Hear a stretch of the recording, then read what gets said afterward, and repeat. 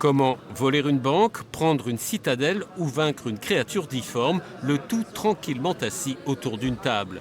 Béatrice n'est pas vraiment fan de jeux de société, ce sont ses enfants qui l'ont entraînée dans une partie de Mysterium.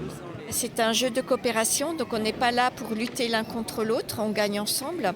Et puis c'est même très joli en fait, quand vous regardez les dessins, les motifs, c'est agréable.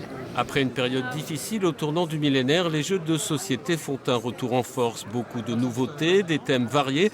Même les plus jeunes que l'on croyait happés par l'ordinateur se sont mis à lancer des dés et pousser des pions.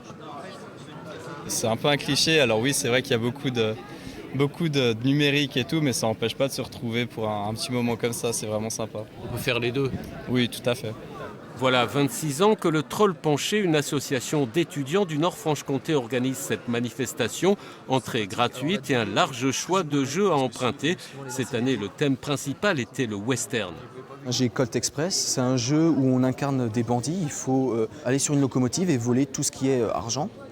Ensuite, qui dit Far West dit tout ce qui est jeu de hasard, jeu de loto.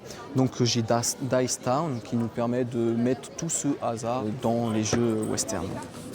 Un coup de baguette magique pour passer de l'autre côté du rideau dans l'univers des jeux de rôle. À côté de la version en décor naturel, de nombreux jeux sur table sont apparus, souvent liés à des films ou à des livres, et qui depuis quelques années ont pris leur indépendance.